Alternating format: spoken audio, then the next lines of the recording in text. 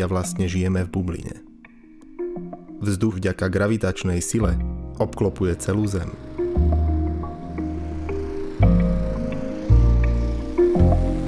Ako by chcel povedať, že práve on vytvára atmosféru potrebnú k životu. Je skrátka vždy tam, kde to žije.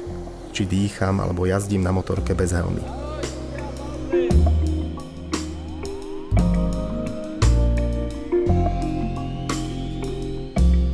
Kde sa však vo vesmíre končí a kde sa na Zemi začína táto vzduchová bublina?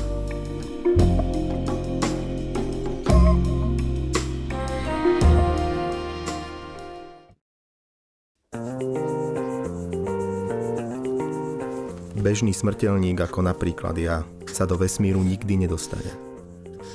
Vhodným prostriedkom teda bude malá kamera pripevnená na balón, ktorá celú cestu zaznamená.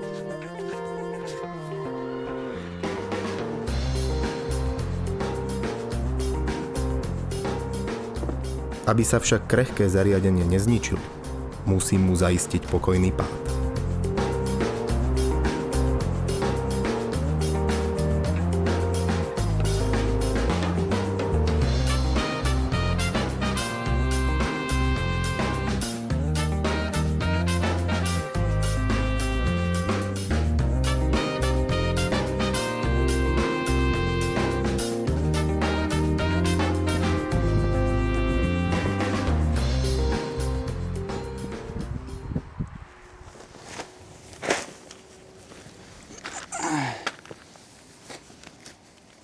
Dobre, špagaty si pripravme.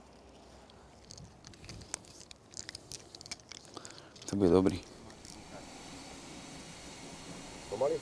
Princíp meteorologického balónu vo svojej podstate nie je žiadna veda.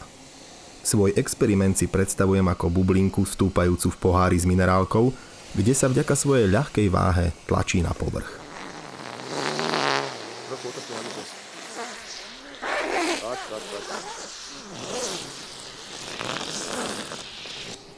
Podobne balón napustený héliom bude ľahší ako vzduch a tak bude stúpať smerom nahor, až sa dostane k potrebnej hranici, kde sa váha okolia vyrovná a praskne.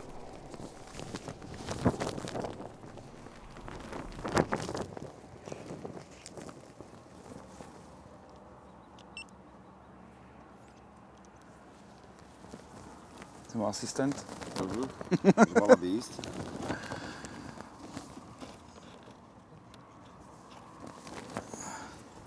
Dobre, tu na to trocha potiahni, ten kablik. Aj, počkaj. Dovidenia.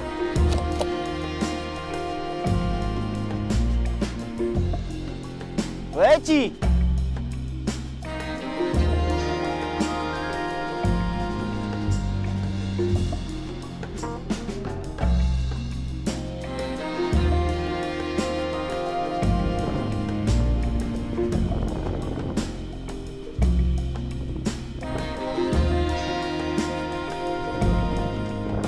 Jediný problém, ktorý môže nastať, je, že balón odfúkne vietor až 30 km ďaleko a my budeme mať dosť veľký problém ho nájsť.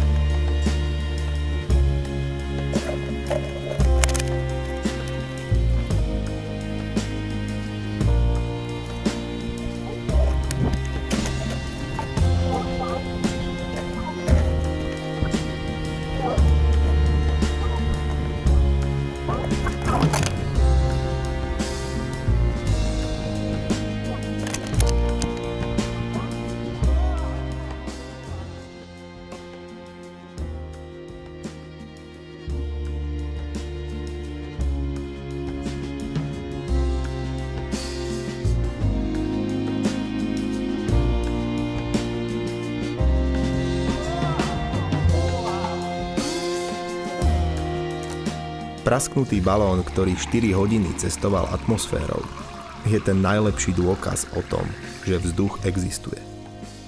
A my sme tu na tejto zemi aj vďaka nemu.